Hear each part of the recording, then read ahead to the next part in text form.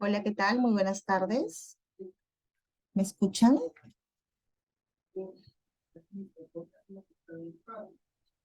Buenas tardes. Buenas ¿Qué tardes, tal? docente, sí se escucha.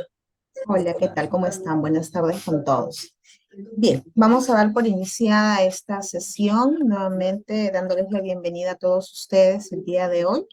Vamos a compartir un tema, digamos, bastante interesante, ¿no? Que se relaciona mucho con nuestro trabajo como psicólogos educativos. Vamos a conocer también algunas pautas, algunas recomendaciones que son importantes, ¿no? Sobre todo poderlas llevar a cabo, aplicarlas dentro de nuestra labor.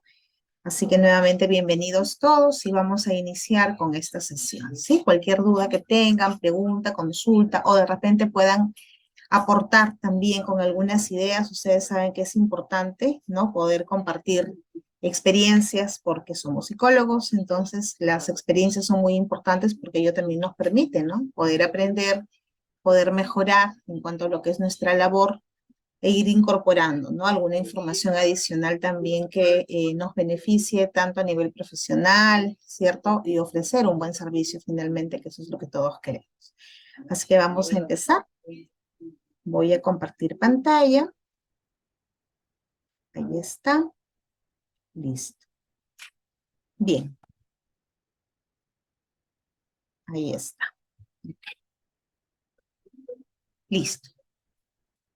Quien les habla, soy la psicóloga Rocío del Pilar Gutiérrez Campos, ¿no? Soy psicóloga educativa, ya tengo algunos añitos trabajando dentro de la universidad como docente universitaria y aparte de ello también en lo que es desempeñando, ¿no? Mi labor en cuanto a lo que es la atención, ¿no? En centros educativos, trabajando con niños regulares, niños con habilidades diferentes, entonces todo ello permite poder conocer y hablar acerca del tema con el cual vamos a trabajar el día de hoy. ¿Sí? Bien, entonces hoy día vamos a conversar acerca de neuroeducación en las aulas, despertando la emoción por aprender. Cuando pensaba, ¿no? Decía, bueno, hablar de neuroeducación, ¿no? Hablar acerca de emoción. ¿Qué les sugiere a ustedes, ¿no? Este título, despertando la emoción por aprender? A ver, de repente alguno de ustedes quisiera comentar cuando leemos, ¿no? Esta frase o este título, ¿en qué pensamos? ¿Qué es lo primero que se nos viene a la cabecita? A ver, tal vez alguno de ustedes nos quiera decir algo.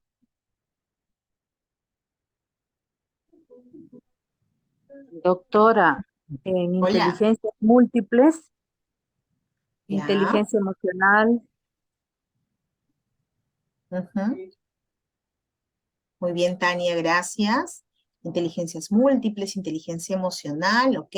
Bien. ¿Alguien más que nos pueda compartir? A ver, Tania ya nos comentó. ¿Qué más? O de repente en el chat pueden ir escribiendo algunas ideas que ustedes puedan tener.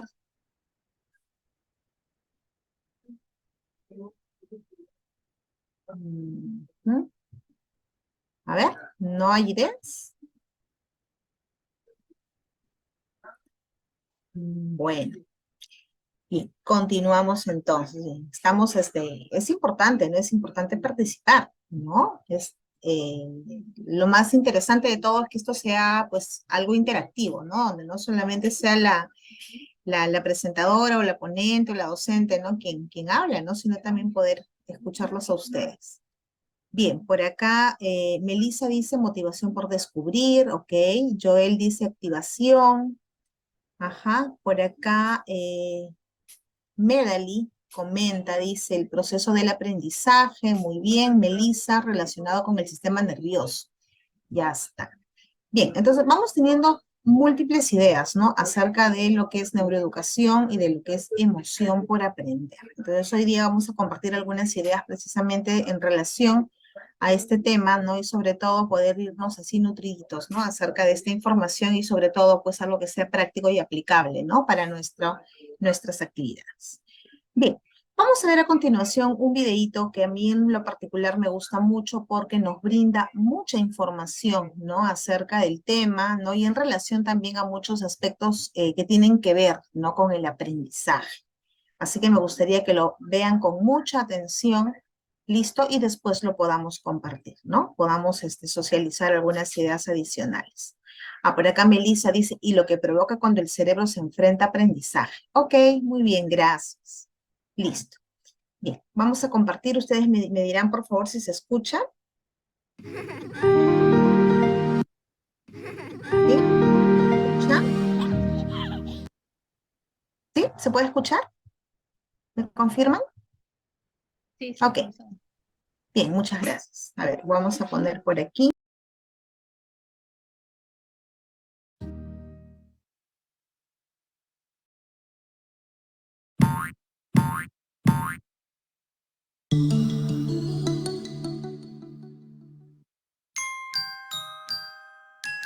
La escuela del bosque.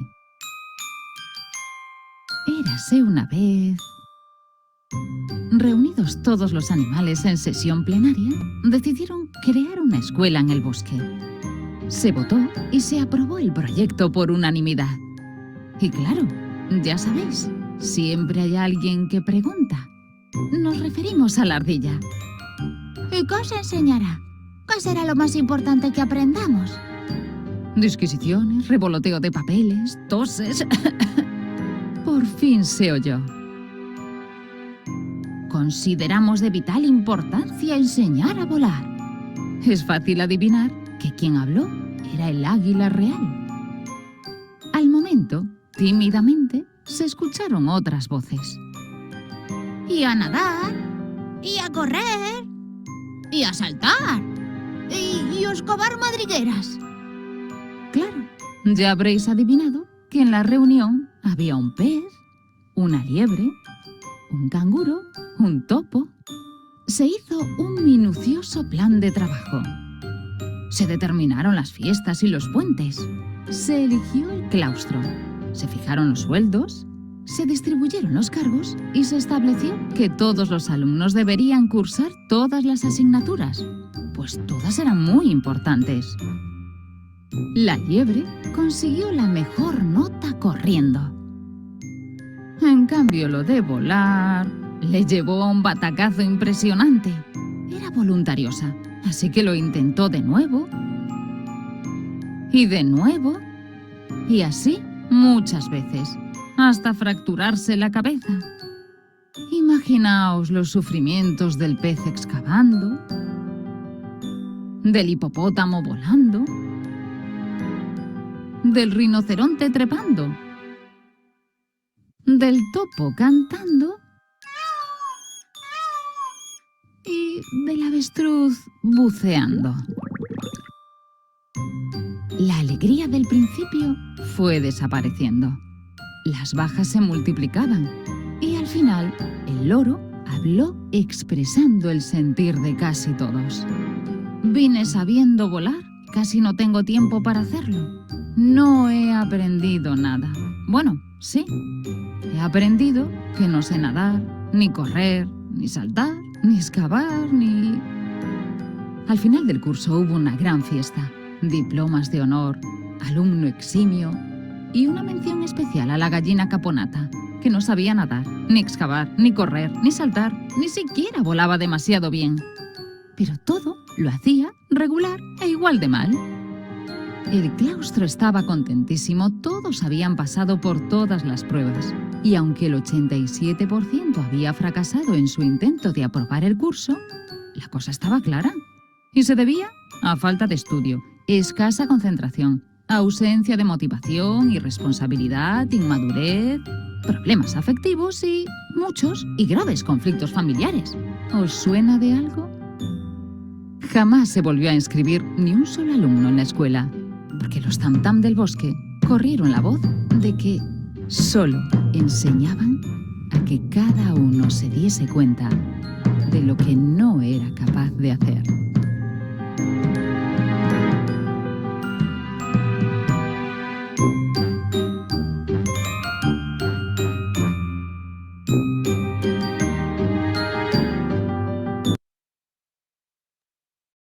Muy bien. Vamos a dejar de compartir unos minutitos. Ok. Bien. Quisiera escuchar, por favor, algunos comentarios, ¿no? Acerca de lo que acabamos de ver. ¿Qué idea tenemos acerca de lo que nosotros en este momento hemos visto? ¿De qué nos habla el video? De repente, ¿qué experiencia podemos nosotros obtener? Melissa, ¿cómo estás? Te escuchamos. Buenas noches, doctora.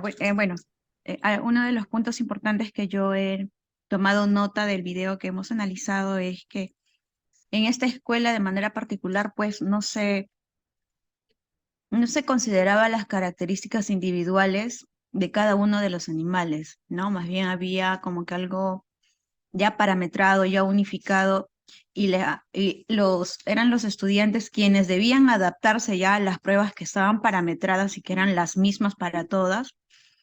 Asimismo, se centraba mucho en lo que carecía cada uno de ellos y más no en las potencialidades. Por ejemplo, en quien sabía pues volar, de pronto potenciar esta habilidad, sino más bien se centraba más en aquello que no se tenía. Y todo este proceso de continuas acciones, de pruebas ya parametradas, en lugar de motivar a los estudiantes a que puedan seguir potencializando sus habilidades, hizo que caigan en una desmotivación, ¿no? En una desmotivación y bueno, lo que se logró finalmente es pues que todos, quizá todos los estudiantes sean regular en varias cosas, pero buenos para nada, ¿no? O potenciales en nada. Esto es, y yo lo relaciono mucho también con el tema de la enseñanza que se da, ¿no? Cuando no consideramos las necesidades, las particularidades, el ritmo de aprendizaje de los estudiantes, o no se considera también las necesidades que ellos tienen, porque puede que tengan dificultades de aprendizaje. Esto conlleva precisamente a que en lugar de motivar a nuestros estudiantes, los vayamos desmotivando, ¿no? Al punto de, pues quizá agarrarle cólera también a determinada materia, a determinada área, o incluso a aquello que ellos no pueden realizar, ¿no? Por ejemplo, en el caso de las matemáticas, ¿no? En lugar de motivar a que ellos aprendan, a veces ya le agarran cólera a todo lo que es números y no nos vamos enfocando quizás en algunas habilidades que ellos tienen para poder llegar justo a ese objetivo. Bueno, eso es lo que yo he entendido. Gracias. Muy bien, gracias Melissa por tu comentario. ¿Alguien más de pronto quisiera comentar algo adicional o complementando la idea que compartía Melissa? ¿Yo puedo hablar? Claro, Tania, por supuesto, te escuchamos. Buenas noches. Muy interesante el video, me lo voy a copiar.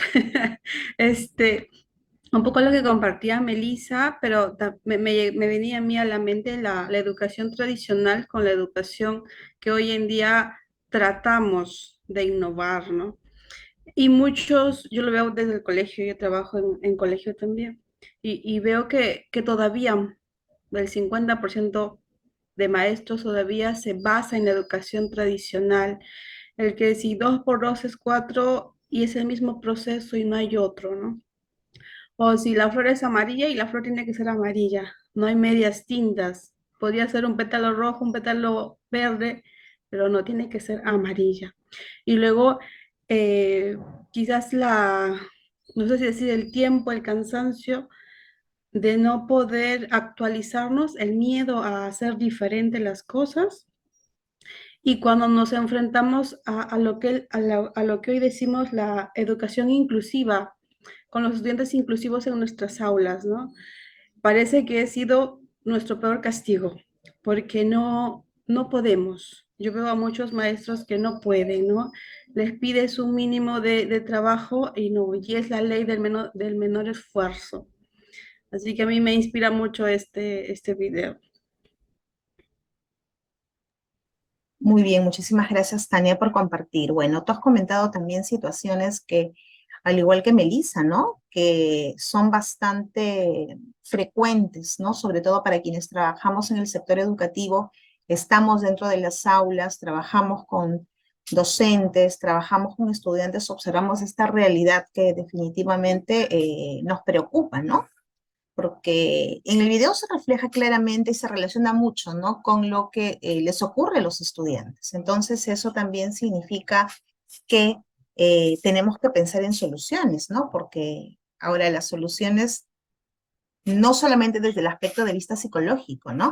Sino también desde el punto de vista del maestro, porque el maestro finalmente es quien comparte más tiempo con el estudiante, es quien se encarga de ofrecerle las estrategias de trabajo, es el que tiene el vínculo mucho más cercano con el padre de familia. La familia sabemos que es un componente, es un pilar fundamental para que los chicos puedan avanzar.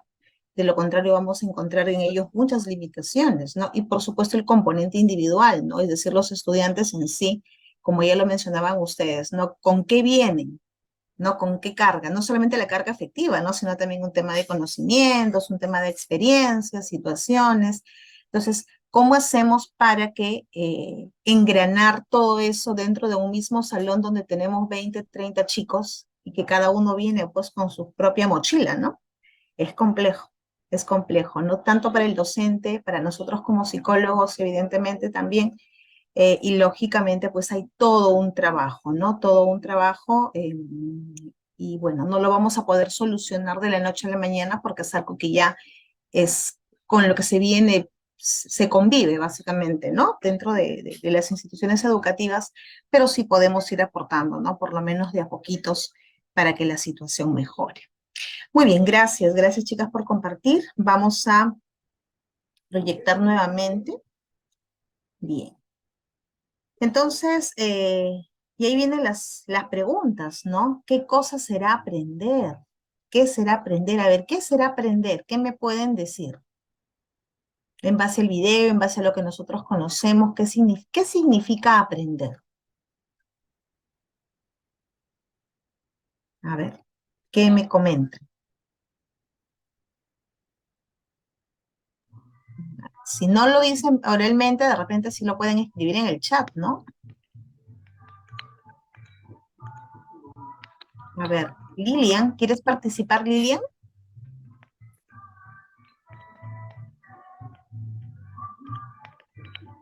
A ver.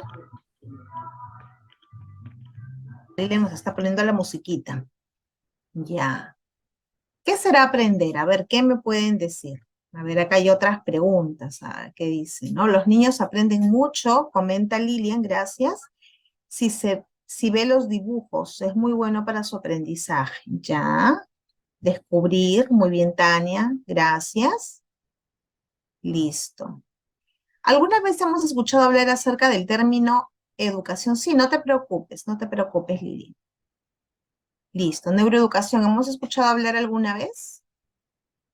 Bueno, son términos que si bien es cierto, no son nuevos, no son nuevos, pero más o menos hace unos 10 años, 15 años que se viene hablando de eso. Sin embargo, ya en los últimos tiempos, en los últimos años, como que se le está prestando mayor atención, ¿sí? Porque está vinculado pues con aspectos que tienen que ver con neurociencia, ¿no? Y neurociencia ahora, neurociencia, neuropsicología, ¿no? Cómo funciona el cerebro, digamos, son descubrimientos que se han ido hallando, pero que ahora, recientemente, ¿no? En los últimos tiempos, como que se le está dando la importancia, ¿no? Se le está atribuyendo verdaderamente ese valor que tiene, ¿no? En cuanto a la contribución, para poder comprender cómo es que el cerebro trabaja, ¿no? Cómo se relaciona con el aprendizaje y de qué manera podemos ayudar a los niños, ¿no? A mejorar sus procesos.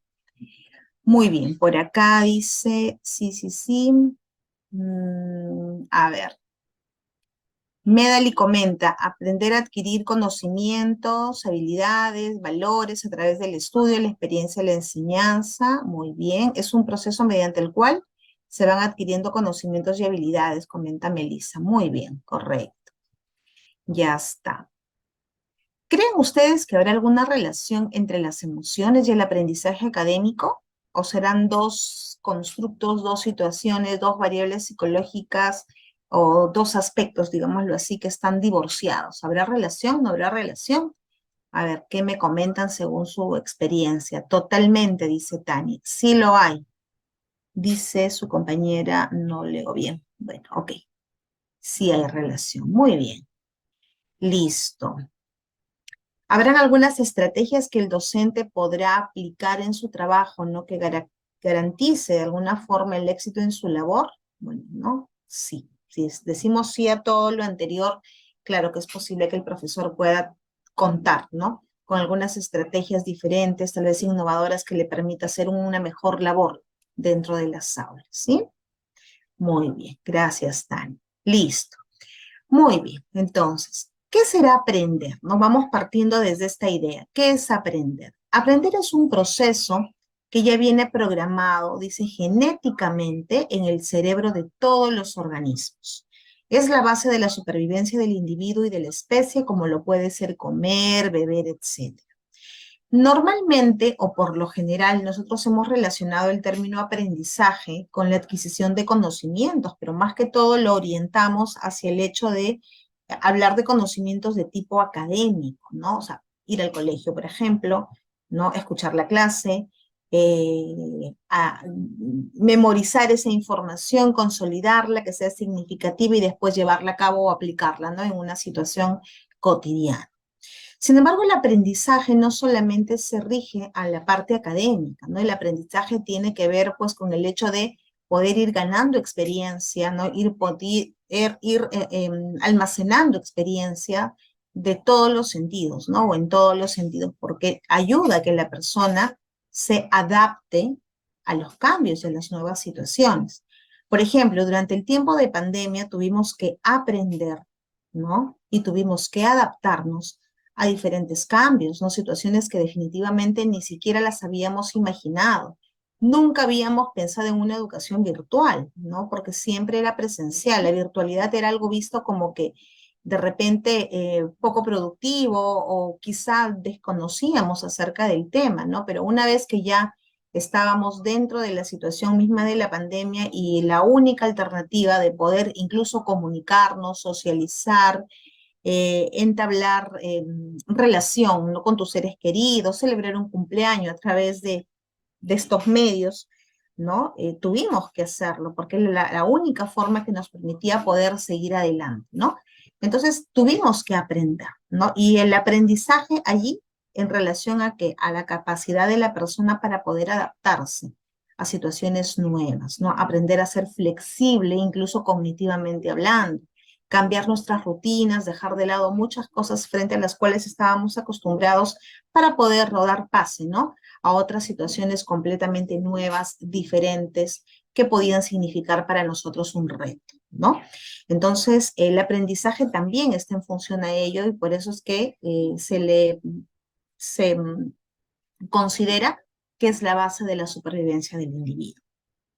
Aprender y memorizar en su esencia significa hacer asociaciones de eventos que producen cambios en las neuronas y sus contactos con otras neuronas en redes que se extienden a lo largo de muchas áreas del cerebro. Definitivamente, cuando las personas vamos incorporando aprendizajes, experiencias, ¿no? Situaciones nuevas, definitivamente estas redes neuronales se van fortaleciendo, ¿no? Entonces, es de esta manera como el cerebro trabaja. Y en su esencia, todos los cerebros hacen uso de los mismos mecanismos neurales para el aprendizaje, ¿no? Por tanto, para garantizar el éxito de los procesos de enseñanza y aprendizaje, es necesario que vayan acompañados de una actitud básica, ¿no? Que como ya habíamos mencionado un poquito hace un momento, la emoción por aprender, ¿no? Solo se puede aprender aquello que se ama, decía Moore en el 2013, ¿no? Entonces, cuando yo les preguntaba hace un momento, decíamos el título, ¿no? El título del tema de hoy, neuroeducación, ¿no? Frente a la emoción por aprender.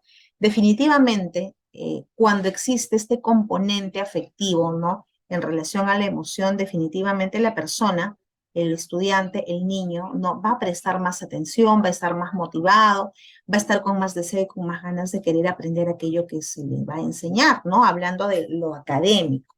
Entonces, lógicamente, eso ayuda pues a que la persona pueda estar conectada, ¿no? Mucho más tiempo en relación a esta tarea. Y eso garantiza definitivamente que ese aprendizaje se guarde, ¿no? Se consolide y se vuelva significativo.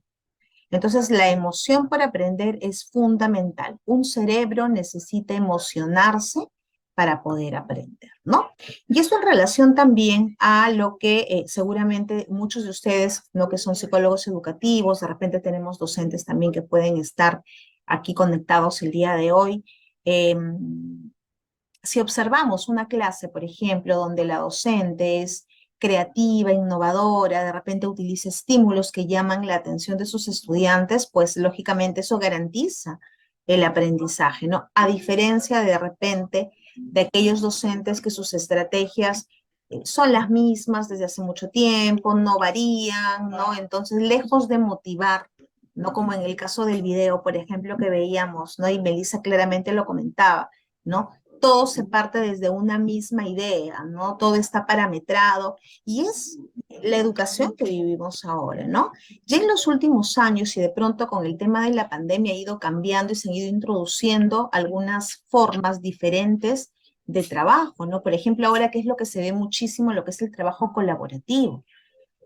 Antes los trabajos eran más de tipo individual, ¿no? Entonces, a partir ya de la pandemia se empezó a generar el trabajo colaborativo, ¿no? Las docentes armaban sus grupitos ciertos, ¿se acuerdan? Sus grupitos en Zoom, sus salitas pequeñas, y las niñas, los niños aprendieron a manejarse en equipo, ¿no? Entonces, inclusive ahora, yo tengo dos niñas pequeñas y veo precisamente, ¿no? El trabajo que se realiza, y en la institución educativa donde yo trabajo también, ¿no? Que se fomenta mucho el trabajo colaborativo, situación que antes no existía, ¿no? Porque todo era la tarea individual, ¿no? Entonces, ese cambio, ¿no? Dentro de una sesión de clase, por ejemplo, ayuda no solamente a construir el conocimiento, sino también ayuda a fomentar, ¿no? Y a mejorar las relaciones interpersonales, a que los niños puedan desarrollar algunas habilidades de liderazgo, por ejemplo, ¿no? Para poder asumir ese reto, ¿no? De cómo hacemos, a ver, vamos organizándonos, trabajo en equipo, ¿cierto? Habilidades blandas importantes que quizá pues antes no se las tomaba en cuenta. Entonces, dentro de las aulas podemos nosotros innovar. Los docentes tienen esa gran tarea de innovar en sus clases y de garantizar el éxito precisamente en el proceso de enseñanza y aprendizaje, ¿no? Por tanto, la labor del docente es fundamental, ¿no? Y nosotros como psicólogos debemos ser el soporte y la ayuda para los profesores, para los docentes, sobre todo pudiendo ayudarles a generar algunas estrategias, darles algunas sugerencias, porque nosotros directamente pues no trabajamos con el estudiante, ¿no? Ya los profesores son los que se encargan de derivarnos algunas situaciones, algunos casos para poderlos atender, ¿no? Pero ¿por qué no ingresar a las aulas, observar sus clases, ¿no? De repente con mucha sutileza también darles algunas recomendaciones, porque a veces como que no les puede agradar mucho, ¿no? Como decir, bueno, es mi trabajo, déjame a mí, yo sé lo que hago. Pero ya desde el punto de vista psicológico, nosotros podemos brindar algunas estrategias que ayuden, ¿no? Precisamente a que las cosas mejoren dentro de las aulas. Bien, ¿qué cosa es la neuroeducación? La neuroeducación es una disciplina que estudia el papel que juega el cerebro en el proceso de enseñanza y aprendizaje, ¿no? Precisamente. La neurociencia nos ayuda a entender mejor cómo funciona el cerebro y de qué manera podemos aplicar estas estrategias o las diferentes estrategias a fin de beneficiar la neurodiversidad y aquellos que promueven el aprendizaje significativo, ¿no? Entonces, acá tenemos dos términos muy interesantes, que son la neurodiversidad y el aprendizaje significativo. Yo les pregunto a ustedes, ¿qué entendemos o qué sabemos, así de manera muy puntual y breve, ¿no? ¿Qué cosa es la neurodiversidad? ¿Todos seremos neurodiversos? ¿Hay solo un grupo que son neurodiversos? ¿O a qué se refiere cuando hablamos de neurodiversidad? A ver, tal vez nos pueda comentar alguien, alguno de ustedes. A ver. ¿Qué se nos viene a la cabecita? Neurodiversidad. Creo que la mayoría de nosotros cuando escuchamos la palabra neurodiversidad asociamos muchas veces con habilidades diferentes, ¿cierto? ¿Sí? Como que tenemos esa idea, habilidades diferentes. A ver qué dice por acá. Quizá que cada uno tiene motivaciones diferentes para aprender, bien. Melissa dice, tiene más habilidades para la matemática, ya, correcto. Bien, decíamos, ¿no? Cuando nosotros escuchamos la palabra neurodiversidad, muchas veces la asociamos, ¿sí? Al tema de las habilidades diferentes, ¿no? Muchas veces podemos hablar o pensar, ¿no? O relacionar Niños con síndrome de Down, niños de repente con algún tipo de discapacidad intelectual, ¿cierto? Pero, como bien lo comentan por acá ustedes, dicen, ¿no? La manera de tener diversidad en el aprendizaje, exactamente. Tener neuronas que se activan dependiendo lo que le motive a hacer dicha actividad, dice Tani.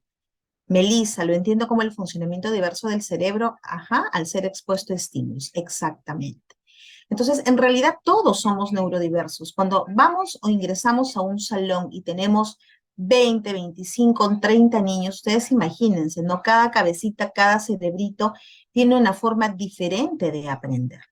Entonces, decimos, ¿no? ¿Cómo pretender establecer un mismo parámetro de enseñanza para niños y niñas, ¿no? Que tienen distintas formas de aprender? Es muy complejo. Entonces es por eso que es importante que los docentes se capaciten precisamente y que puedan poner en práctica distintas formas, estrategias y llevarlas a cabo, ¿no? Porque hay chicos que aprenden, por ejemplo, si nosotros hablamos de estilos de aprendizaje, sabemos que existen varios estilos de aprendizaje, ¿no? Hay quienes de repente les resulta más fácil, ¿no? Aprender a través de lo visual, ¿no? Otros son más kinestésicos, otros son más auditivos, ¿no? Algunos de repente pueden combinar, entonces hay distintos estilos de aprendizaje. Eso por un lado, más, por ejemplo, la situación. Sabemos que muchos niños proceden de ambientes familiares que pueden ser muy estimulantes, otros que de repente no lo son. Ambientes donde quizá pueda haber mucho apoyo de parte de la familia o de repente chicos que proceden de ambientes violentos, ¿no? Entonces, hay muchas situaciones alrededor del estudiante que vienen a ser aquellas condiciones que le van a permitir a él poder aprender o no poder aprender, ¿no? O aspectos relacionados también con el tema intelectual, ¿no? Hay quienes de repente tienen mayor facilidad para aprender, otros son un poquito más lentos para aprender, ¿no? Esta velocidad de procesamiento es más lenta, o sea, llega la información, pero demoro para procesar. Y necesito a lo mejor más tiempo para poder trabajar, necesito una estrategia mucho más sencilla, ¿no? Una complejidad de la tarea menor. Entonces, todas esas situaciones también acompañan a la neurodiversidad, ¿no? Entonces, sí, efectivamente, la neurodiversidad tiene que ver con eso, ¿no? Con la manera que nos distinta que somos todos, ¿no? Entonces, y aquello que promueve el aprendizaje significativo. ¿Cuándo un aprendizaje se vuelve significativo? Cuando, ¿no? Forma parte, cuando ya se incorpora, ¿no? De una manera, digamos, natural, y esa misma experiencia la podemos plasmar, ¿no? En una vivencia cotidiana, ¿no? Por ejemplo, vamos a suponer que la profesora enseña durante una clase a sumar, ¿no? Enseña a sumar, enseña a restar. Entonces puede enseñarlo pues a través de diferentes mecanismos, no solamente pues el hecho de escribir en la pizarra, ¿no? De repente hay unas cajitas que yo conocí con mis hijas, la cajita Kinder, ¿no? Entonces con granitos, ¿no? Con, ¿cómo se llama esto? Es lentejitas, ¿no? Cajita Makinder, ahí está, es la palabra correcta, ¿no? Entonces, diferentes formas, ¿no? Diferentes formas de trabajar. Entonces, este aprendizaje se promueve dentro del aula y de pronto, ¿no? Va pasando el tiempo y vamos a suponer la niña va a comprar a la tienda, ¿no? Y esa experiencia que aprendió en el colegio, pues ahora la plasma en una actividad cotidiana, ¿no? De recibir un vuelto, de contar. Entonces, de esa manera nosotros podemos decir que el aprendizaje se hace significativo, ¿no? Porque ya se hace parte de lo que normalmente se necesita, ¿no? Para poder desenvolverse, ¿no? Entonces, estos dos puntos son muy importantes y que tienen que ver con la neuroeducación. Muy bien. Las últimas investigaciones, dice acá, demuestran que la actividad mental modifica el cerebro, ¿no? Y nos conduce a lo que conocemos por sabiduría, ¿no? Pero sabiduría sí, entre comillas, aprendizaje en sí mismo, ¿no? Es por ello que nosotros podemos ir hablando ya de la plasticidad cerebral, ¿no? Seguramente ustedes habrán escuchado hablar acerca de este término, ¿no? Acerca de esta habilidad o capacidad que tiene el cerebro, ¿no? Para poder reestructurarse, para poder adaptarse frente a situaciones de experiencia, ¿no? Y lógicamente el cerebro es mucho más plástico cuando el niño es pequeño. Ahora, eso no quiere decir que la plasticidad cerebral se termine y se detenga allí porque el niño es pequeño. No, la plasticidad cerebral continúa, ¿no? Es por eso que permite precisamente al cerebro poder aprender en etapas avanzadas en cuanto a la edad, ¿no? Una persona adulta que de repente quiera desarrollar o aprender algo, ¿no? Algo que de repente no había podido hacerlo antes y que ahora le interesa, lo logra, ¿no? Entonces, lógicamente, pues es algo que permite que el cerebro se adapte, ¿no? A esa nueva experiencia. Pero como bien sabemos, durante las primeras etapas de vida, pues es mucho más, el cerebro es mucho más plástico. Razón por ello es que los chicos tienen mayor facilidad para aprender que cuando nosotros somos adultos, ¿no? Por ejemplo, el idioma inglés, ¿no? Si nosotros sometemos a un niño o cualquier idioma que aprenda, ¿no? Y hay ese interés, esa motivación, el niño aprende con rapidez. ¿Ya? Pero de repente yo ya a mis 40 y tantos años digo para aprender inglés, bueno, me va a costar. Eso no quiere decir que de repente no lo logre. Hay otros procesos que también tienen que ver el tema de la motivación, ¿cierto? El interés, las ganas de querer aprender, ¿no? Pero, ¿no? Esa capacidad va a estar presente y me va a permitir lograrlo, ¿no? Entonces, es muy importante, ¿no? Sobre todo, pues decíamos, durante las primeras etapas de vida, durante el tiempo que el niño pueda permanecer en la etapa preescolar, en la escolaridad misma, ¿no? De primer grado, ya hasta el quinto de secundaria, aprovechar todas las experiencias al máximo para que los niños puedan desarrollar ese potencial, como se mencionaba anteriormente, y que pueda precisamente llegar a lograr, ¿no? Todo aquello que quiere, ¿no? Bien. A lo largo de la vida acumulamos un repertorio de destrezas cognitivas, habilidades y capacidad para reconocer patrones que nos permiten abordar nuevas situaciones con familiaridad, ¿no? Es lo que popularmente llamamos experiencia, ¿no? Entonces, todas esas experiencias se van a ir acumulando a lo largo de nuestra vida y van a ir perfeccionando nuestras habilidades, nuestras destrezas, y eso va a permitir que seamos obviamente mucho más útiles, ¿no? Para la sociedad, ¿no? Y frente a todo lo que decidamos hacer. En cuanto al conocimiento y la emoción, ¿no? Es algo que también ya lo habíamos estado mencionando hace un momento. El cerebro asimila mejor los conocimientos si existe sorpresa. Entonces decíamos, ¿no? El cerebro necesita emocionarse para poder aprender.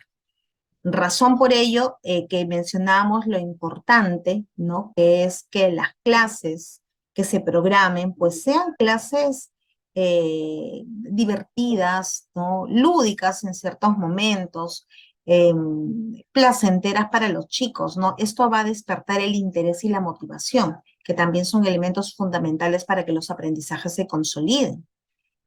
Entonces, el hecho mismo de promover la curiosidad, ¿no? Como dice aquí, la implicación emocional va a conllevar a que la persona, que el ser humano busque conocimiento, ¿no? Entonces, hay ese sentido de querer aprender, de querer conocer qué cosa hay más detrás, ¿no? De aquello que me están enseñando ahora. Entonces, por eso decíamos que es muy importante la labor del docente y la actitud que pueda tener en el momento de elaborar, de practicar, de llevar a cabo, ¿no? Sus actividades académicas dentro del aula. Educar en las emociones es clave para favorecer el aprendizaje. Por tanto, los docentes necesitan comprender que su función como educadores va mucho más allá de las meras, o de ser un mero transmisor de información o conocimiento, ¿no? En algún momento ya por ahí una de ustedes comentaba, ¿no? Acerca de la actitud que puede tener un estudiante frente a una materia. Y eso es cierto, ¿no? Eso ocurre con mucha frecuencia. Nosotros podemos tener cierta predisposición, digamos, más positiva, ¿no?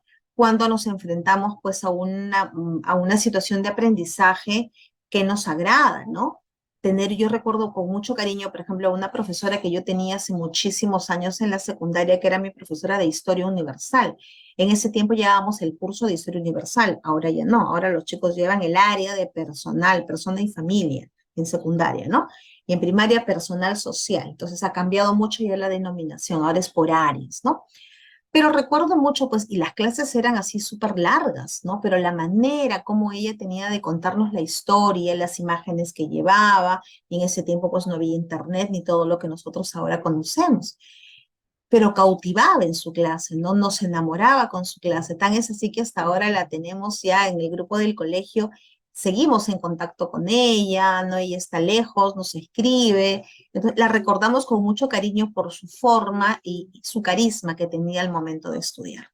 Sin embargo, ¿no? Ahí viene lo contrario, ¿no? En mi experiencia que les puedo comentar, teníamos una profesora de matemática, ¿no? Que ella como matemática era excelente, pero como maestra no lo era tanto, porque la forma que tenía de enseñarnos la matemática era precisamente pues repitiendo como quien hace una plana. Teníamos aparte, recuerdo, un cuaderno adicional donde lo que hacíamos era copiar los ejercicios. Por ejemplo, los 10 ejercicios que nos dejaba, los teníamos que copiar como 5 veces, ¿no? Una y otra. Entonces, se volvía cansado, ¿no? Se volvía cansado, repetitivo, aburrido.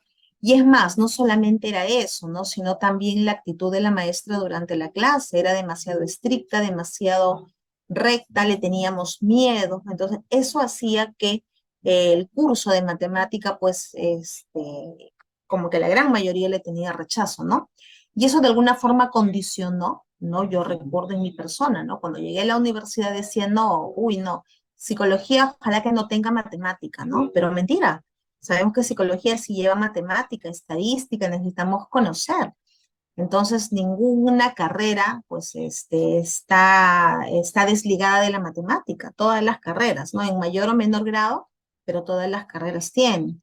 Entonces, esta situación, ¿no? Esta actitud del maestro obviamente condiciona, ¿no? Y nos motiva o nos desmotiva para poder aprender. Entonces, es muy importante que nosotros también como psicólogos ayudemos al docente, sobre todo reforcemos la idea de que su comportamiento, sus estrategias, la actitud que pueda tener dentro de las aulas, el trato que les ofrezca a los estudiantes, van a impactar o de manera positiva o de manera negativa, ¿no? Según cuál sea su actitud. ¿Han escuchado ustedes hablar alguna vez acerca del efecto Pigmalión? ¿Lo han escuchado alguna vez? O la profecía autorrealizada también se le dice. ¿Sí? ¿Qué me dice? Sí, ¿no? Tal vez. Muy bien, Melissa. Ujú. Claro, sí. ¿Quieres comentar algo, Melissa? Sí, verdad, sí. Quería comentar, ¿no? Que Claro. es de pronto estas expectativas que nosotros tenemos en nuestros estudiantes pueden impactar y pueden determinar en lo que ellos finalmente son. Entonces, si nosotros tenemos de ellos expectativas altas, así ellos en el momento no demuestren esas habilidades, finalmente van a llegar a tener un impacto y un cambio en ellos que va a hacer precisamente que puedan pues lograr objetivos o que puedan superar incluso, ¿no? Los objetivos que yo mismo tiene. Correcto, muy bien. Muchísimas gracias, Melissa. Así es, ¿no? Esas expectativas que el docente le pone al estudiante, ¿no? Si es algo positivo para ellos, ¿no? Vamos a poner un ejemplo sencillo, ¿no? Con nosotros mismos nada más. Tenemos nuestro jefe, ¿no? Y nuestro jefe inmediato nos dice, mira, ¿sabes qué? Te encargo, Rocío, una tarea, yo sé que tú lo puedes cumplir, confío en ti porque eres así, así, así, y me describe en términos positivos. Entonces, hay una expectativa alta y lógicamente yo voy a tener que esforzarme porque quiero cumplir con esa expectativa, ¿no? Y porque no quiero fallar.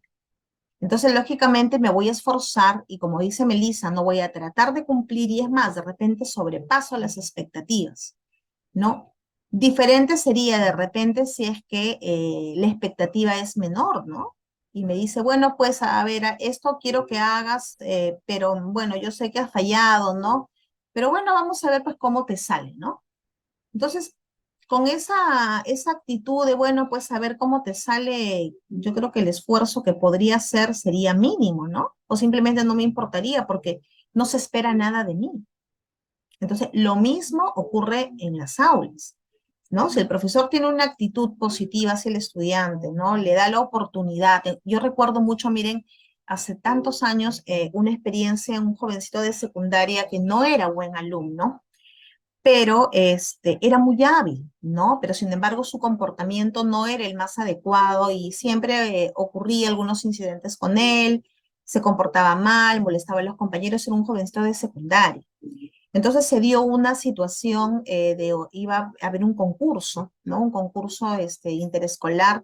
Y la maestra me pregunta y me dice, Rocío, mira, tengo una duda, ¿no? Quiero tomar una decisión, pero no me quiero equivocar. A ver, coméntame, ¿no? Y me decía, tengo tal alumno, tengo dos alternativas. Tengo al alumno X, que es muy bueno, pero tengo al alumno, el joven que les comento, me dice, él es bueno, él sabe, conoce, pero tengo temor de elegirlo porque su comportamiento, si es que algo no le gusta, inmediatamente él va a dejar todo, ¿no? Y me va a hacer quedar mal. Entonces, la verdad, yo no sé qué hacer.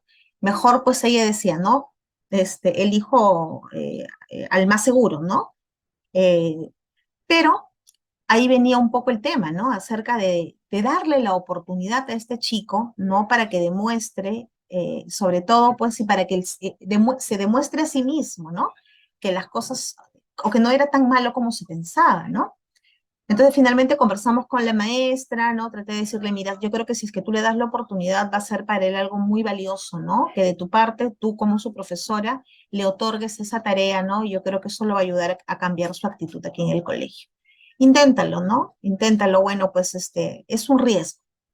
Y la maestra tomó ese riesgo, ¿no? Porque finalmente quería ayudar al estudiante. Entonces, él obviamente cuando recibió la noticia de haber sido elegido, se sorprendió muchísimo.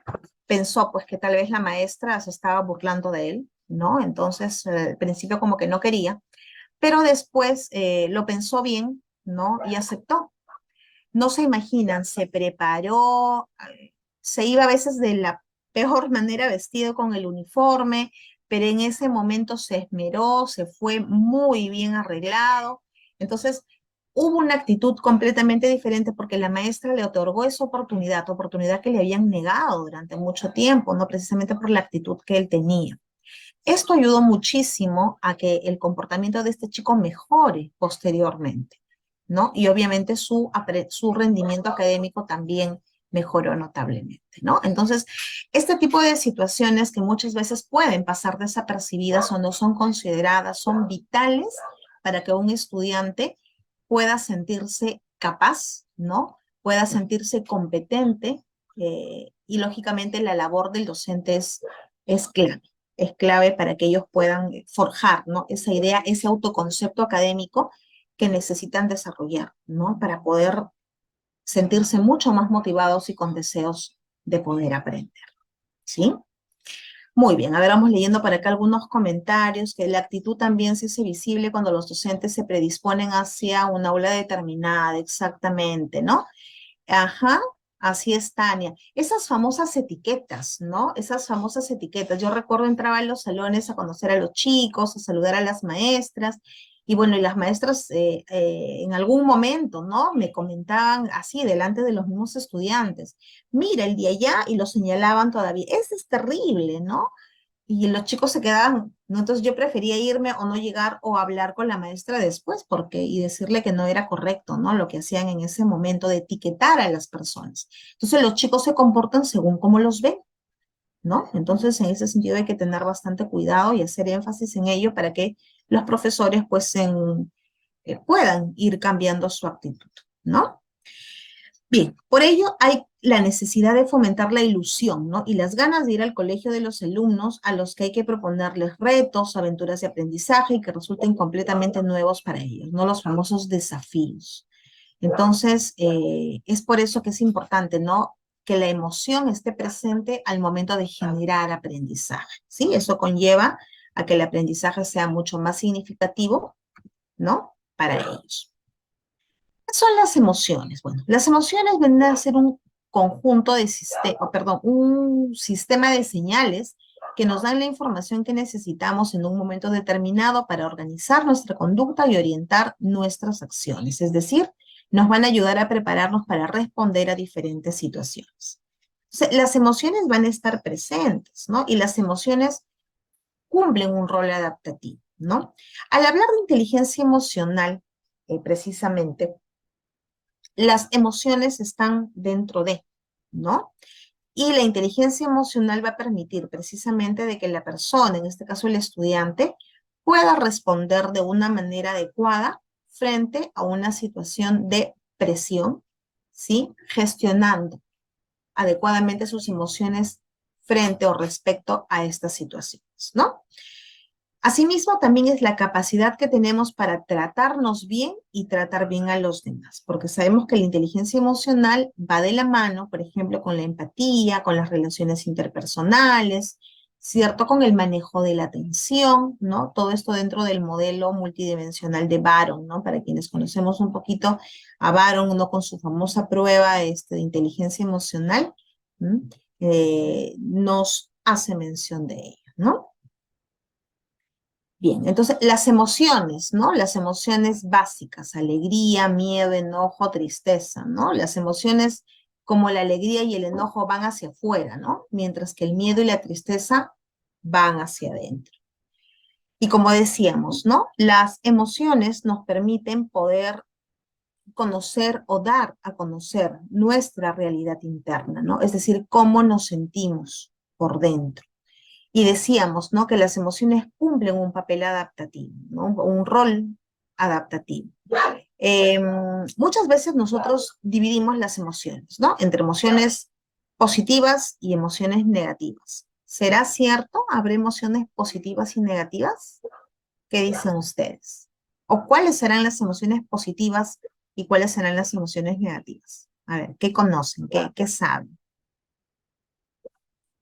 Hola, Medali, te escuchamos. Buenas noches. Sí, considero de que no existen las emociones positivas y negativas, ya que cada emoción cumple una función, ¿no?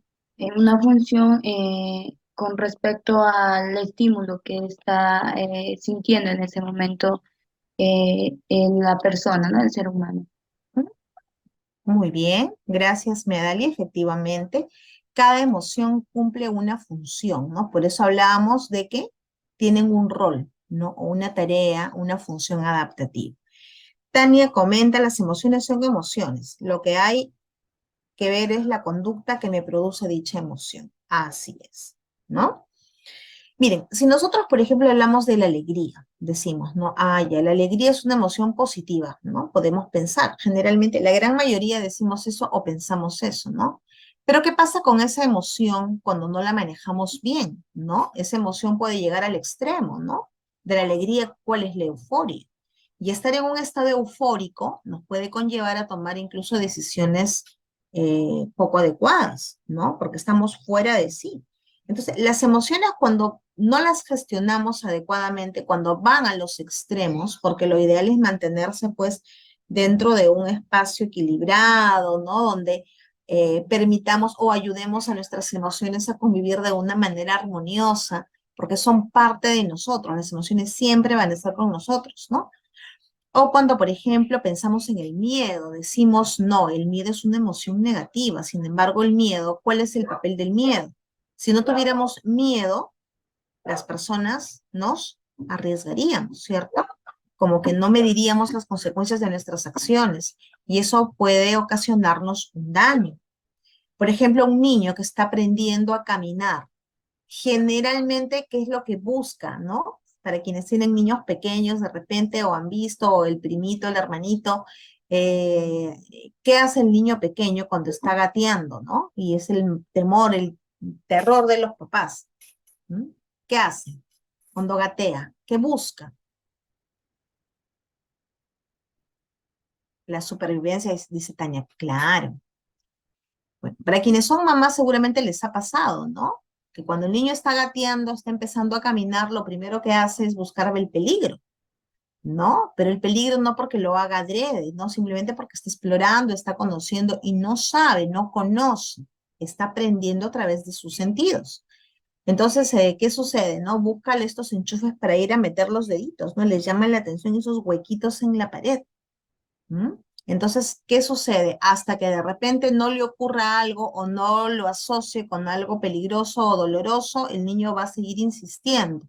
¿Por qué? Porque no conoce, ¿no? Entonces, lógicamente, el miedo, como bien dice Tania, me ayuda a a la supervivencia, ¿no? A mantenerme sano, ¿no? Tener menos, arriesgarme menos. Entonces, es una emoción necesaria, ¿no? Me ayuda a adaptar. Entonces, cuando hablamos del miedo, del temor, lógicamente, no yéndonos al extremo, ¿no?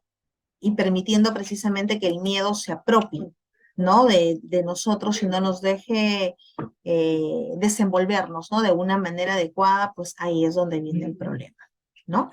Entonces, definitivamente las emociones están con nosotros, todas las emociones son parte nuestra, son necesarias y hay que aprenderlas a regular para poder tener, digamos, un equilibrio, ¿no? Que es necesario.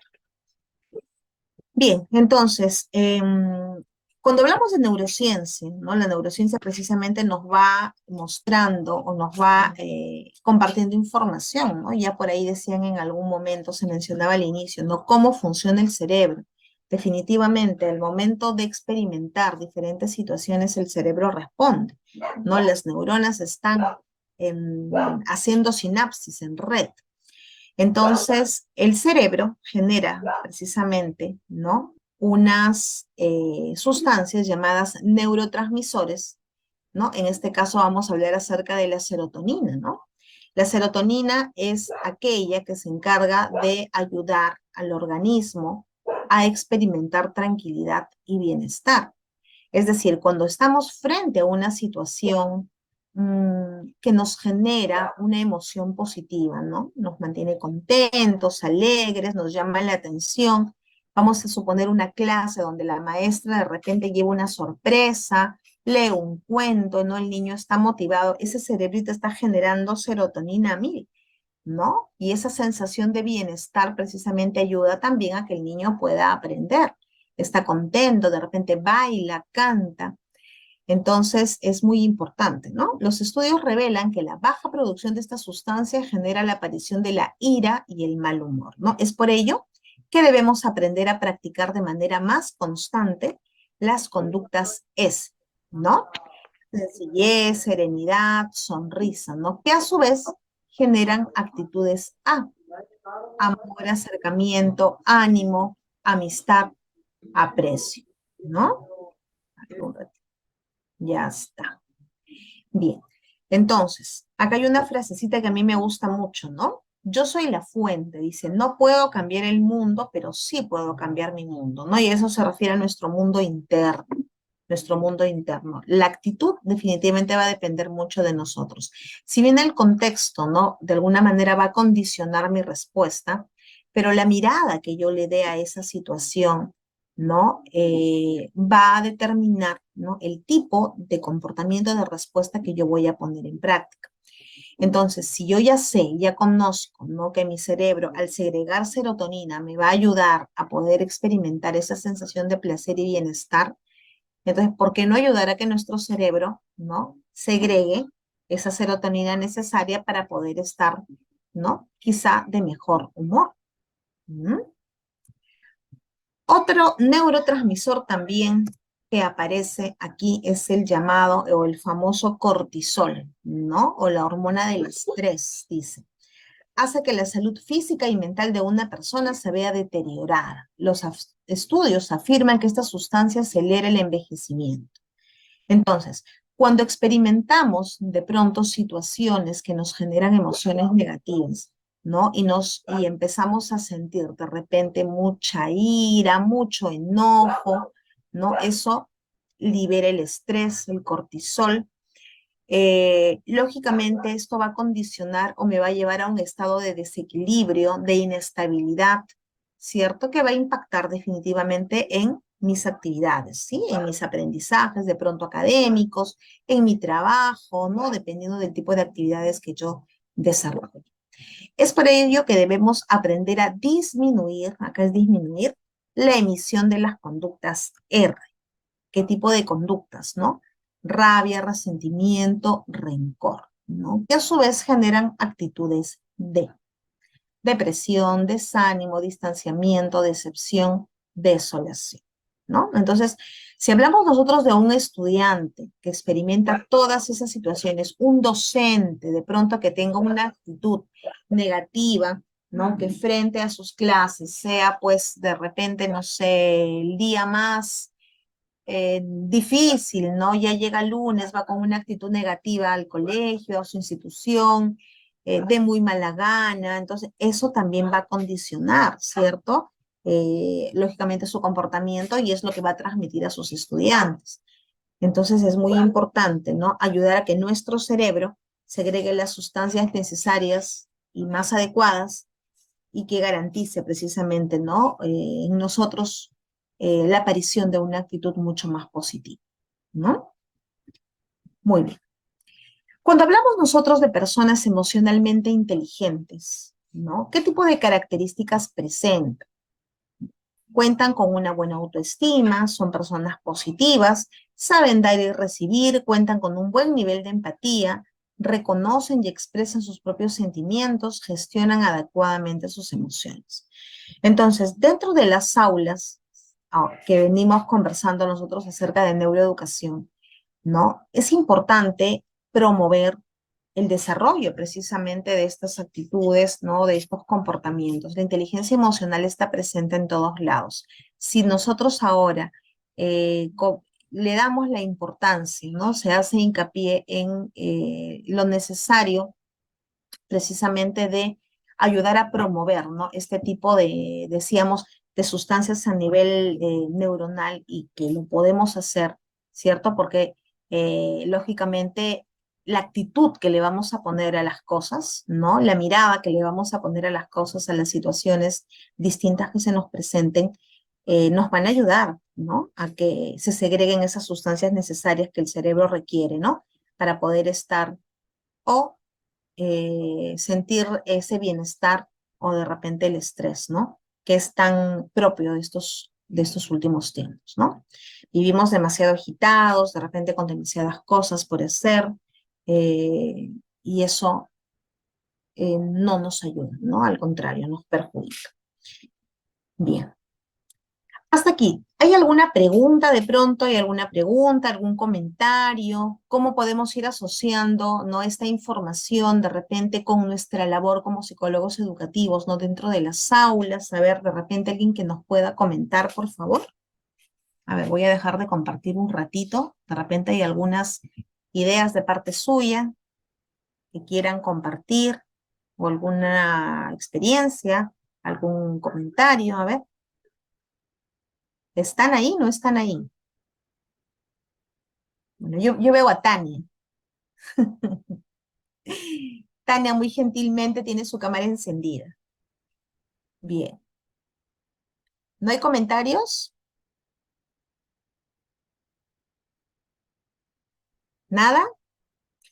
Como mis alumnos, ¿no? Cuando hacíamos, ¿no? Las clases virtuales. ¿Todo bien? ¿Preguntas? Todo claro, profesora. Era la frase, esa es la frase del ciclo. No, todo claro, todo claro, todo claro. Ya le vamos a ver ahora para el examen. Espero que todo haya sido claro, ¿no? Muy bien. Profesora, Hola, Vita, ¿qué tal? buenas noches. ¿Cómo Tal. estás? Le quería hacer una consulta. Por ejemplo, bueno, yo tengo una hermana que es profesora y trabaja con los pequeños de 8, 7 años, ¿no? Entonces Ujú. ella tiene, por ejemplo, ella es profesora de secundaria, pero le dieron la oportunidad de trabajar con primaria y bueno, está haciendo, ya es el segundo año que hace esta experiencia, ¿no? Pero me dice que a veces los niños es muy difícil para poder trabajar con ella porque hay niños que parece que de repente es de casa, que son un poco engreídos, entonces como que no obedecen, porque mientras habla un grupo, el otro grupo está haciendo bulla y siempre hay alguien por ahí que trata, pues, ¿no? De distraer a los demás. Y justo me dice el viernes ahí tiene una experiencia, bueno, se sintió un poco mal, ¿no? Porque el niño estaba que llamaba, que gritaba, ¿no? O sea, no quería obedecer y salió corriendo, ¿no? Y se fue a la oficina de la directora. Y ahí vino la psicóloga y como que le llevó al salón, pero le llamó la atención, ¿no? O sea, le habló así muy firme, ¿no? Y ella me decía que se había sentido mal porque ella sentía que no era la manera, ¿no? Pero después, claro, conversó con la directora y la directora ha dicho, no, mire, este niño siempre tiene este problema y necesita que uno le hable muy firme, ¿no? pero ella me decía, no sé cómo hacer con este niño, ¿no? Porque no, yo no soy mucho de gritar, me dice, pero a veces no sé cómo podría hacer, ¿no? Porque, y cómo en ese caso, por ejemplo, ¿no? ¿Cómo se podría trabajar? No sé, algún tipo, ¿por ahí, profesora? Mira, lo primero que nosotros tenemos que hacer, acuérdense que los chicos, el comportamiento de los niños es el reflejo de lo que ellos viven, ¿no? Entonces, claro, nosotros vemos la situación desde el punto de vista académico como profesores, porque estamos allí, ¿cierto? Claro, el tema de la autorregulación, la inteligencia emocional, todos estos puntos sabemos que son importantes, pero hay un aspecto que es mucho más importante, que es poder saber en qué tipo de familia, qué tipo de qué contexto procede, ¿no? Entonces, ese tipo de reacción o comportamiento no es gratuito. Hay que primero averiguar qué cosa hay detrás, ¿no? ¿Por qué razón el niño se comporta así? De repente es ante algunas situaciones que a lo mejor, no sé, es como que se desencadena en él, algo pasó. O sea, primero es importante trabajar con la familia, conocer a la familia, ¿no? Y luego de eso ya nosotros podemos trabajar con el niño, porque a veces podemos emplear todas las técnicas habidas y por haber, pero ¿qué pasa cuando el contexto familiar no es el adecuado? O de repente hay una situación de violencia, o sea, hay situaciones que desconocemos y que muchas veces, ¿qué hacemos? Etiquetamos al niño, ah, este es malcriado, ah, este es burrito, no entiende, ¿no? Y empezamos así a decir cosas, ¿no? Y no nos medimos y los chicos se comportan de acuerdo a cómo los ven, ¿no? Entonces, para mí la primera recomendación y quizá la más importante sería abordar a la familia. Hay que conocer a la familia, ¿no?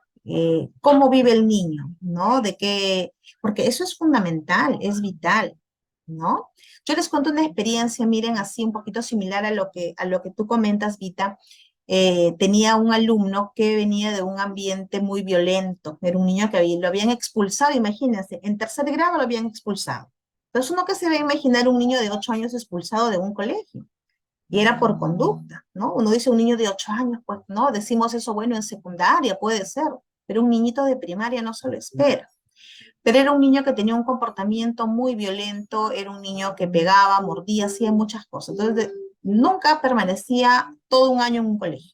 Lo cambiaban, lo cambiaban, lo cambiaban a cada momento. Cuando llega a la institución donde yo trabajaba, eh, también él a la defensiva, esperando a ver qué le van a decir, cómo lo van a tratar, ¿no? Porque ya iba así predispuesto.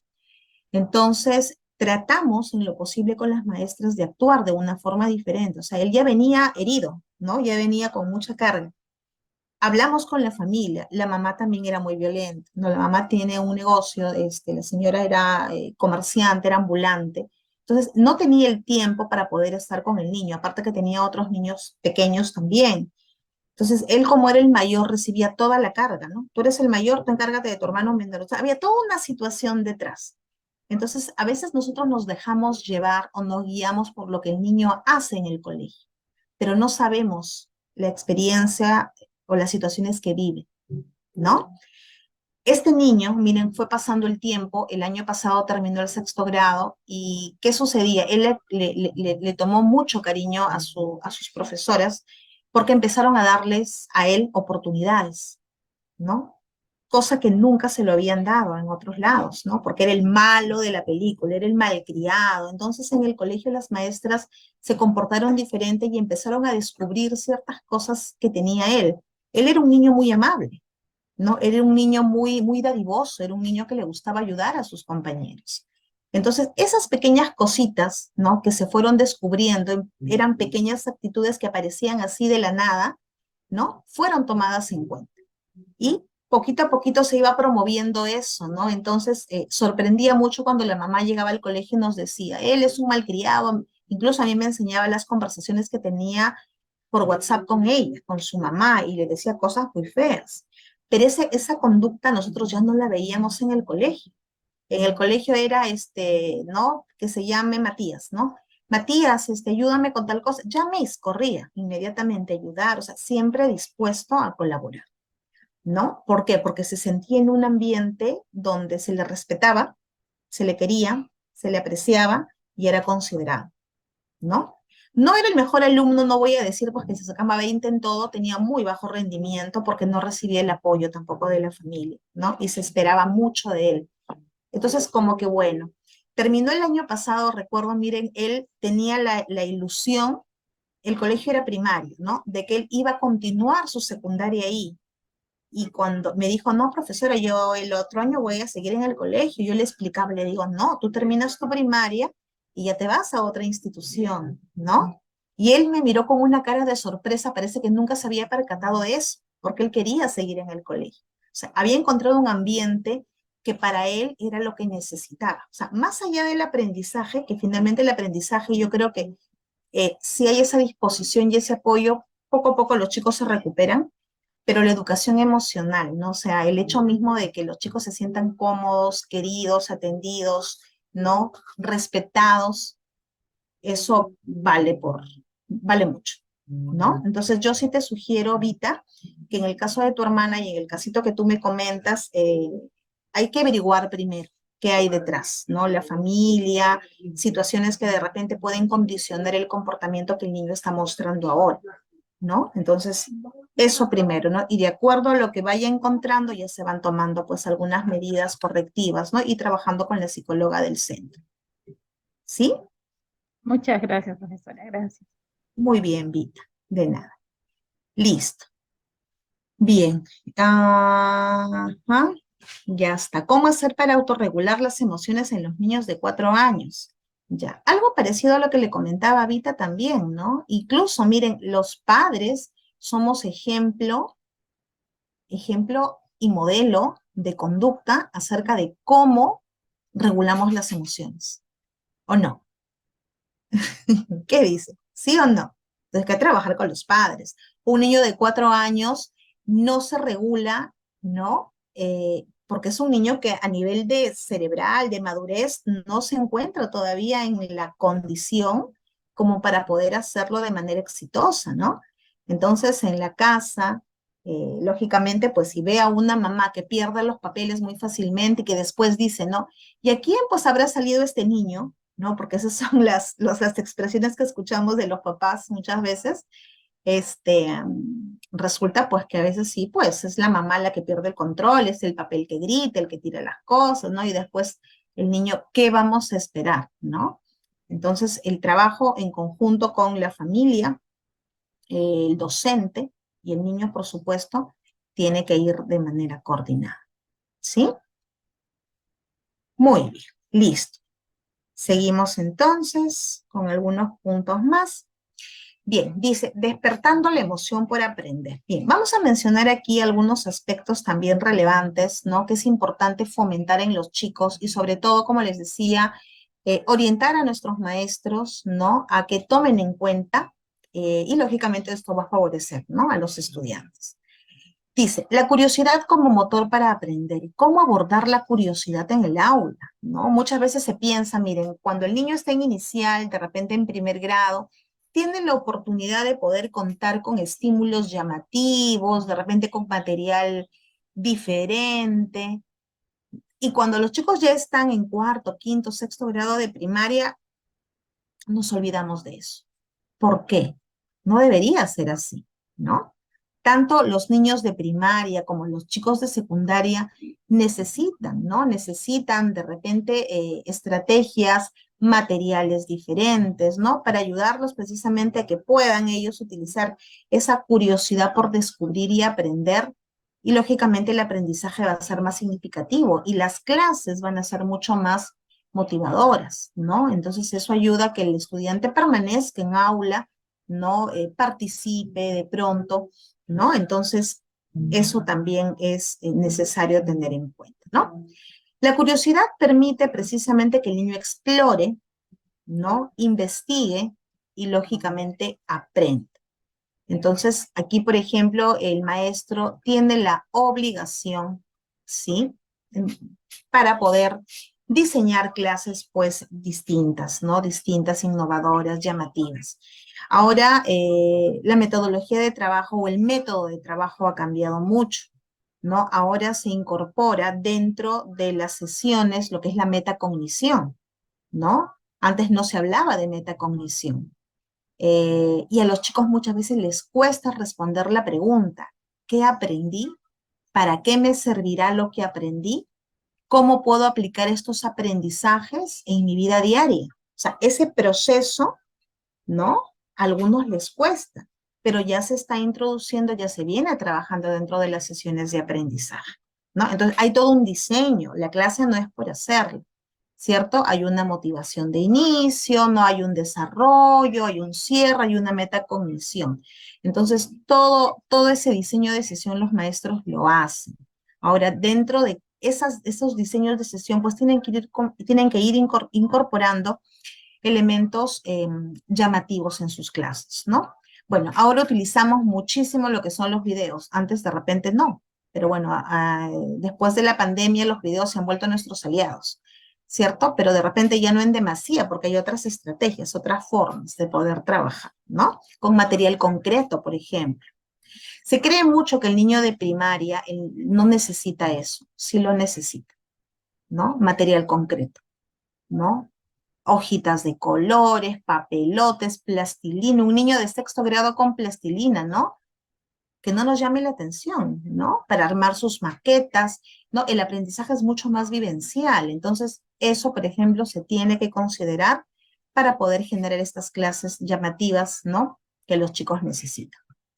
¿Cuál es la ventaja de prestar atención a la curiosidad de los niños? Dice, permite adquirir nuevos conocimientos e información, reduce la resistencia a los cambios, muestra o ayuda, ¿no? A que ellos puedan despertar ese interés por otras personas, ayuda a generar nuevas ideas y también a encontrar el propósito o el objetivo de vida. Otro aspecto que también es importante es la planificación de una clase participativa y vivencial, ¿no? Entonces aquí, por ejemplo, con nuestros maestros podemos ayudarlos mucho, ¿no? A que puedan poner en práctica actividades que sean muy participativas, muy vivenciales. Finalmente, los niños aprenden a través de la experiencia, ¿no? El aprender haciendo, es que salió hace mucho tiempo, ¿no? Entonces, el niño necesita hacer para poder aprender. Y de esa manera el aprendizaje se vuelve significativo, ¿no? Entonces, dentro de ese ambiente de aprendizaje, tanto lo emocional como lo social y lo físico, ¿no? Tiene que ser considerado. En los aspectos emocionales, ¿no? Por ejemplo, que hay algunas sugerencias, dice ejercicios de orientación, hacer explícita la habilidad socioemocional a trabajar, centrarse en el presente, reconocer y halagar lo que está sucediendo, ¿no? A veces el más mínimo esfuerzo o el esfuerzo más pequeñito que el profesor pueda advertir en su alumno es importante, ¿no? Porque eso ayuda a que el chico se esfuerce. Ah, está notando mi esfuerzo, está notando mi trabajo. Entonces eso probablemente no se repita, ¿no? Eso según el conductismo. Una conducta que es reforzada tiende a repetirse, ¿no? Entonces es importante también tenerlo en cuenta. En cuanto a lo físico, ¿no? El espacio, la manera como está organizada. ¿Por qué un salón de clase necesariamente tiene que estar los chicos así, directos, todos sentaditos, ¿no? Así como cachaquitos, como siempre, ¿no? Un día los formamos en círculo, otro día de repente trabajamos, así como hacemos los talleres los psicólogos, ¿no? Ponemos almohadillas en el suelo, otro día trabajamos de repente fuera de las aulas, en un patio. Entonces, el espacio físico también ayuda mucho, ¿no? A que los chicos puedan aprender y recuerdan, ¿no? Vienen el examen y alguna pregunta o algo tienen que trabajar. ¿Se acuerdan cuando hicimos tal cosa en el patio?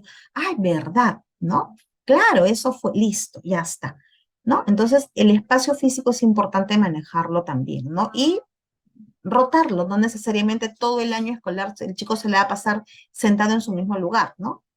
Cambiarlos de sitio, de repente que puedan relacionarse con otros compañeritos, ¿no? O disponer las carpetas de una forma diferente, ¿no?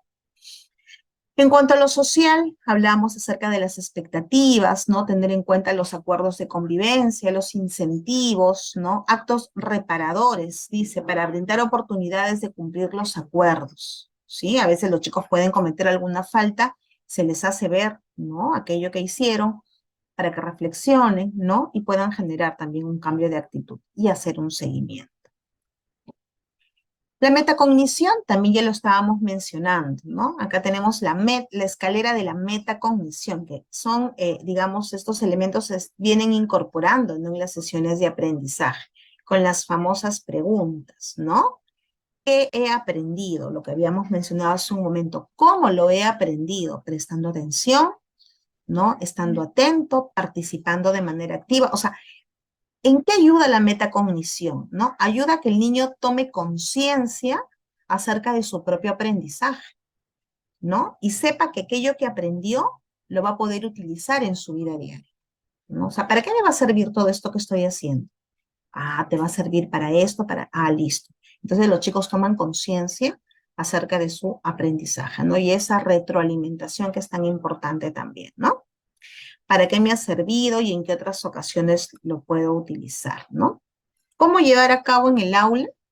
Compartir el objetivo, plantear metas, ¿no? Generar estos espacios de reflexión, que era lo que veníamos comentando. Compartir rúbricas y listas de cotejo, ¿no? Para el momento de la evaluación.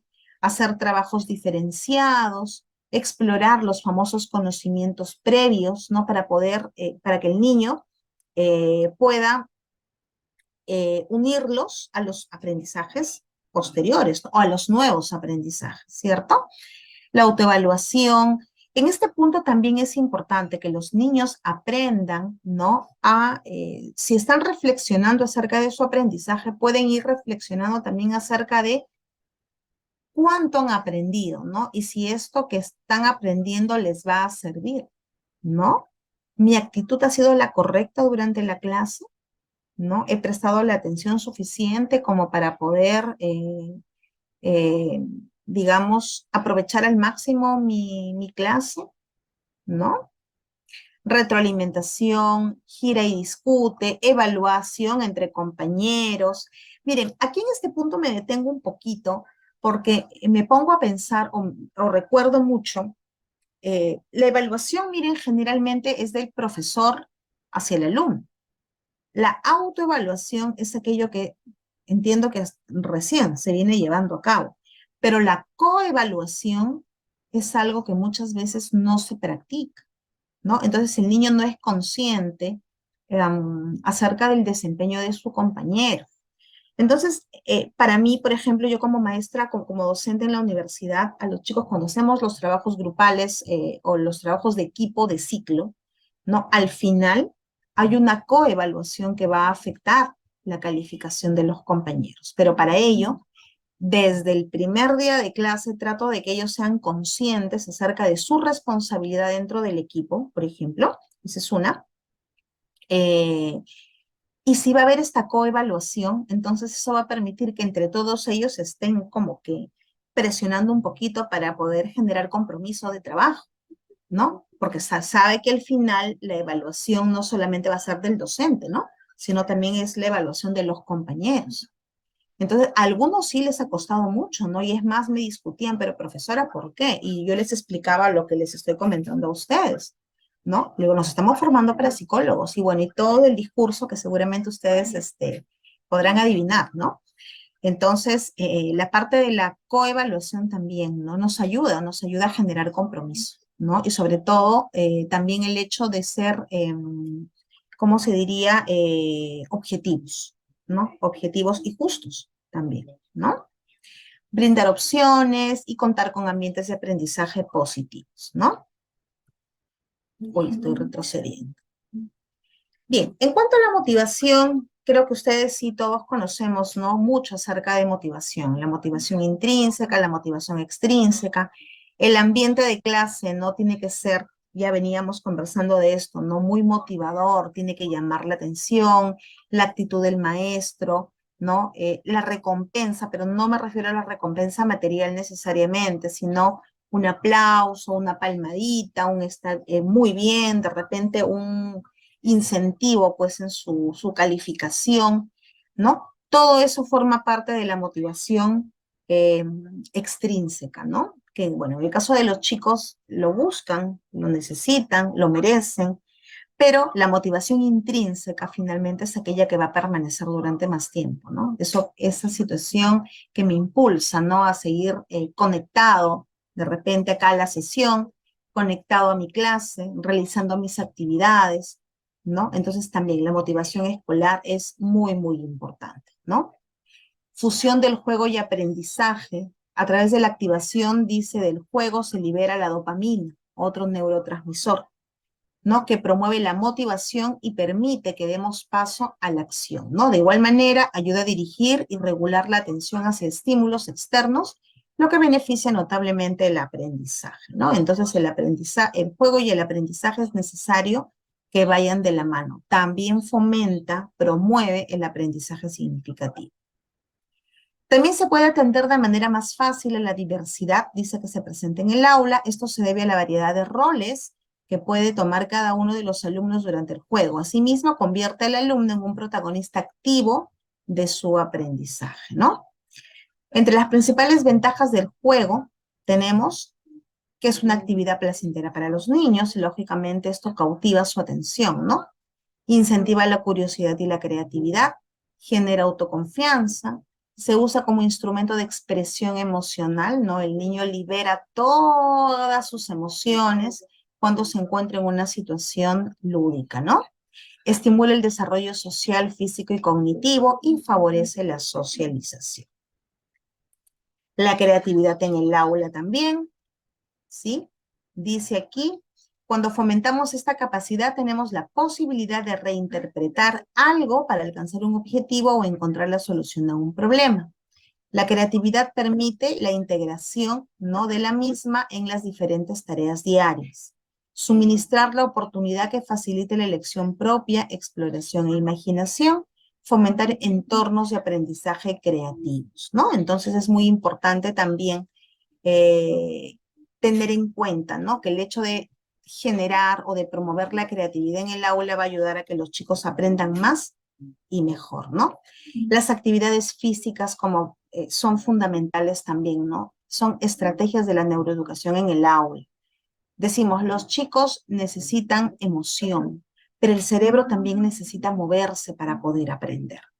Entonces, en ese sentido, las actividades físicas tienen que ir relacionadas con las actividades. Ahora se habla mucho, por ejemplo, de las pausas activas, ¿no? Que durante una sesión de clase, el maestro puede detener su clase, ¿no? Hacer una pausa activa, un juego de mindfulness de repente, gimnasia cerebral, ¿no?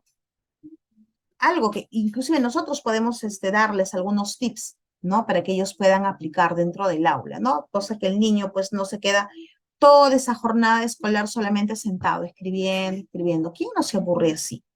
¿No? Entonces, no podemos esperar que los chicos pues den lo mejor de sí cuando no les damos las condiciones necesarias, ¿no? Para que puedan aprender de manera adecuada, ¿no? Bien, recomendaciones finales. Padres y profesores han de tener en cuenta las siguientes características durante la enseñanza de cualquier conducta o actividad. Poner esfuerzo, es necesario realizar actividades que impliquen algún tipo de esfuerzo o desafío para los niños, además que tienen que ser novedosas y tienen que tener un nivel de dificultad adecuado, ¿no? Siempre es importante ir de lo más básico, ¿no?, a lo más exigente.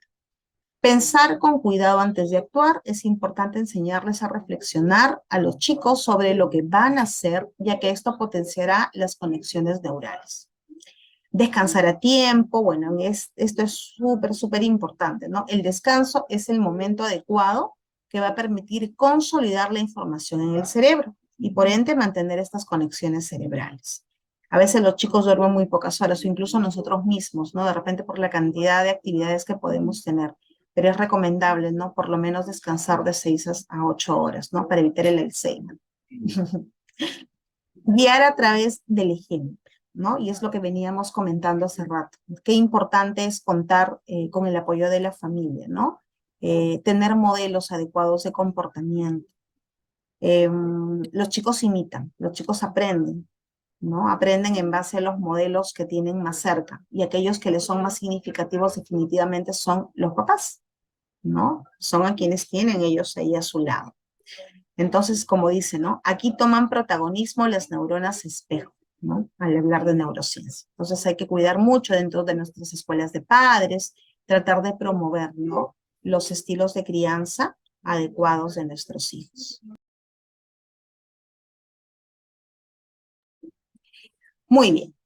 Listo. Entonces, de esta manera estamos finalizando. No sé si de repente tienen alguna pregunta, alguna consulta, ¿no? Hablar de neuroeducación es un tema bastante interesante, importante, porque nos ayuda precisamente a tener una visión, ¿no? Un poquito más amplia acerca de nuestra labor como psicólogos, ¿no? Y poder ofrecer a nuestros maestros, ¿no? Algunas recomendaciones que sabemos son necesarias e importantes, ¿no? Que tendrían que aplicar dentro de sus sesiones. Así que queda, como se dice, la pelota en su cancha, ¿no? Para que ustedes puedan promover este trabajo tan bonito que es parte de lo que nosotros hacemos, ¿sí? Como psicólogos educativos. Muy bien. ¿Alguna consulta, pregunta, comentario, despedida? Rocío, Hola. hola, comentario, ¿no? Primero, Ujú. gracias. Creo que siempre es bueno hacer memoria de lo que, perdón, de lo que hemos recibido en la universidad. Y bien es cierto de todo lo que nos dices, ¿no? Y lo vivimos en el día a día, en los colegios donde estamos, en las aulas, con los profesores con quienes interactuamos, ¿no? Y es un reto, es un gran reto porque a veces no, creo que casi siempre los y las psicólogas tenemos como más llegada con nuestros estudiantes, tanto niños y jóvenes. Yo trabajo en un colegio de primaria y secundaria y vienen y cuentan y hablan y esto y el otro, pero luego está el quizás llevar, ¿no? Al docente, no tanto contar lo que nos cuentan, sino ver cómo mejorar a nivel de conducta, a nivel de que puedan seguir recepcionando la información a nivel de aprendizaje. Digo, es un reto porque yo actualmente me encuentro en un colegio, como lo dije, y hay muchos docentes que son muy reacios a entrar al aula, a poder, profesor, ¿me puedo llevar a tal unos minutos? Me dice, no, ahorita no, tengo que avanzar mi clase. Como que ahí, bueno. Y luego, según cómo tú llegues o cómo tú le digas, ¿no? Parece que están juzgando su trabajo y no se dejan ayudar. Por lo menos yo me siento a veces atada, ¿no? Con dirección puedo hablar mucho, pero a la hora, con los profesores, según con quién siento que no llego. Una vez, así llamo de anécdota, compartía con una colega del ministerio que siempre viene a visitarnos. Le decía esto mismo y me decía, tranquila, que ten la seguridad que no eres la única que está pasando por esto. Y me dice, y además piensa en algo, esos profesores un día se van a jubilar. Y yo me quedaba, bueno, pero hasta eso yo también voy a jubilar, decía. Un poco eso, ¿no? Como anécdota. Y como dice, la pelota está en nuestra cancha, ¿no? Es el tema de seguir formándonos, actualizándonos, echándole ganas, buscando nuevas estrategias para nosotras mismas y el cómo seguir acompañando estos procesos de vida, ¿no? Desde lo poquito o mucho que podamos dar en nuestras instituciones. Muchas gracias, un gustazo poder escucharte. Gracias, gracias, Tania. Muy bien. Lilian, ¿querías compartir algo?